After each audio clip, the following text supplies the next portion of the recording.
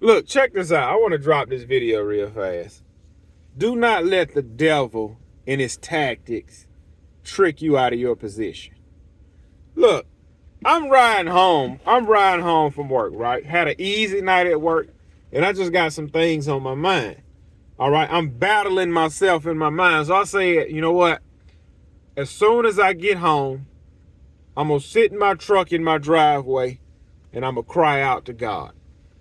I'm going to pray and cry out to God. That's what I'm going to do. So I get off the highway. I turn off the street. I come into the area I live in. I am a street over from my house.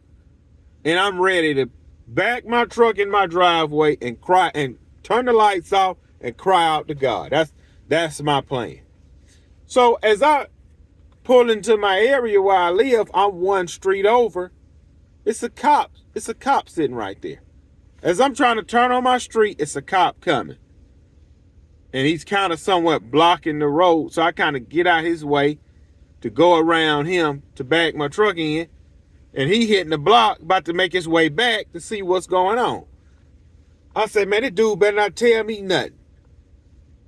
Then the cop kept going. And I thought about it. I said, I instantly went from, I'm fixing to sit in the truck and cry out to God, to, man, I don't know what he doing over here. You know what I'm saying? Why he patrolling the area? You know what I'm saying? Like, I just got off work and I said, that's funny. Because normally what I do when I get off work at night, I get out the truck, check the mail. I check my mail. You know what I'm saying? I don't get out my truck running the house. I normally get out my truck. You know what I'm saying? Go to the mailbox. Honestly, sometimes I will stand by my mailbox and admire the things that the Lord has given me. I do that every night. Go to my mailbox, check the mail, and then I will stand there and admire the things God has given me for about 15 seconds. And then I will walk into my walk up to my house, walk through the front door. And I always either have this on, it's been cold, I have my black hoodie with the hoodie on, earbuds in. I'm not doing nothing illegal. I started thinking about that. I said, bro, you done let the devil trick you out of your position. I said, man, we were supposed to pull up at this house and cry out to the Lord. And then my cry wasn't genuine. I was about to pray with so much passion. I said, man, the devil tricked you out of your position. Have that cop ever in your life, rolled through here since you've been on this job? No. Why tonight? Of all nights, why tonight? I'm talking about, bro, I was 2 minutes from the house. I'm battling with myself in my mind. I said, bro, as soon as I pull in my driveway, I'm crying out to the Lord. Because I don't want to be driving down the highway crying and praying. I want to back my truck in my driveway, turn the lights off, and I can cry out to God and scream and holler, and nobody will hear me. But then Satan tried to trick me out of my position.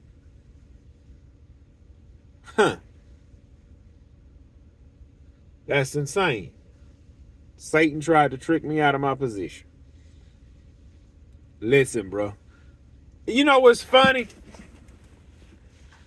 I remember growing up, and I would hear older guys talk about prayer time and reading their Bible and having a relationship with God. And I remember I was younger. I was like, that's cool, man, but that don't fascinate me what you talking about. You know what I'm saying? Like, that's cool, but bro, you trying to be like this other dude that say the same thing. Bro, you trying to be like this pastor, man. Be yourself, man. Stop being fake. But that man was being genuine and real. He's built a relationship with Christ, and it's different. Your life will not be the same once you build a relationship with Jesus Christ. It won't be the same. Once you start getting closer and closer with the Lord, you start seeing stuff. You start seeing who really is in control of all of this. Man, God can listen. God can give you a 48-hour paycheck in 5 hours. You can start your day Monday morning getting ready to work. Monday, Tuesday, Wednesday, Thursday, Friday to get your 48-hour paycheck. And God can have a job waiting for you Monday morning. What you was going to make in 48 hours, I just gave it to you in 5 hours. Now who the king is? King of kings, Lord of lords. And it's not just I worship you. It's not just about the money. It's about showing who's powerful. I'm going to tell y'all this story and I'm going to let y'all go. I had this one client, right?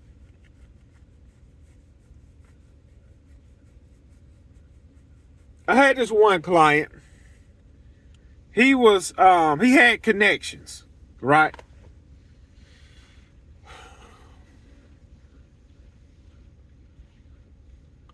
Screw it, I'm going to say it. I don't even care. I don't care if they're watching this or not. Had this client, right, well-off client. He was a bank manager, is what he was.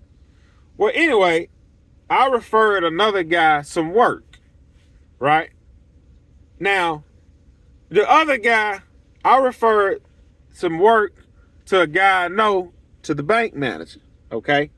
I believe that's how those two met, if I'm not mistaken. I believe that's what it was.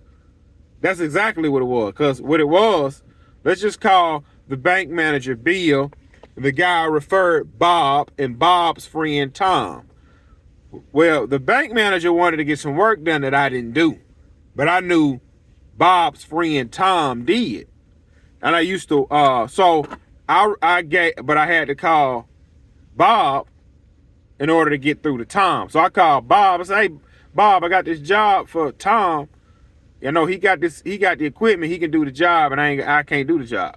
So Bob went over there and met the bank manager. They became good friends. And Bob also was building his business while Tom was building his business, right? So me and Bob talked on occasion.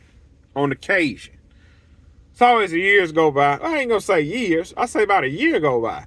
I see Bob rolling around in a new truck. I said, oh man, that's cool. I see Tom get a new truck. I said, oh man, that's cool. Them boy making money. So about a year later, Bob tells me, hey, such and such didn't get with you. I said, get with me, what you mean?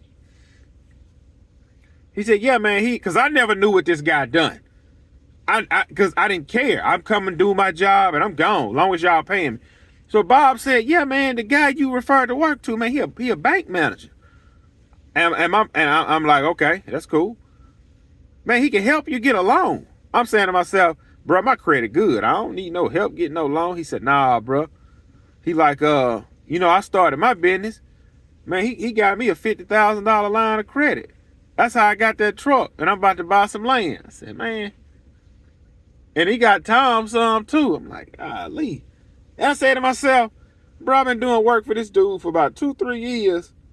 He see me on his property every week. He know I got a full-time job. Why he ain't come to me say, hey man, I see you out there in your truck. You ever thought about getting a new truck? Come see me. I can push the paperwork through and get you a little business loan. He never came to me. He never came to me about that. And I felt a certain time. I was like, man, bro, why he would do that for them, but he wouldn't look out for me? And I'm doing work consistently for this guy. And guess what?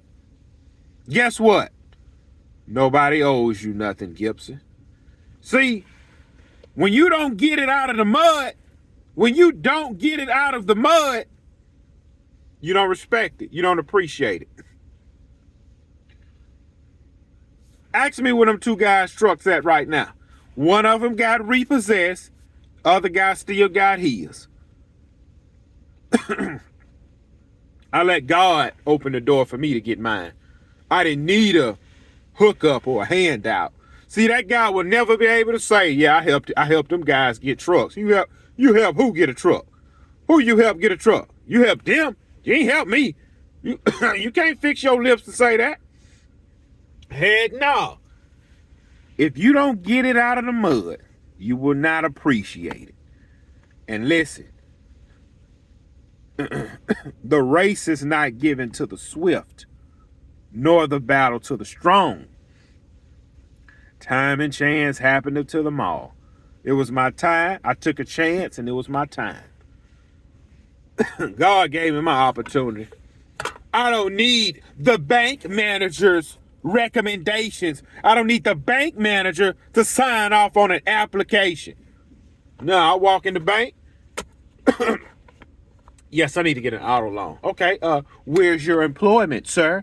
Oh, I'm an LLC business owner. Oh, well, we need 2 years of tax returns. And I pulled out that folder. Here you go. Oh. And then they open it up and see what you made for the year. Look, they always do this. Yeah, push the paperwork through. Push the paperwork through. Man, listen, what we in? March, April, May, June, July, August. 5 months, I'm about to make me another big purchase. I'm gonna call the bank. Hey, I need to get this equipment. Go ahead, Mr. Gibson. It's Mr. Gibson now. Don't let nobody knock you off your square, man. Get it out the mud.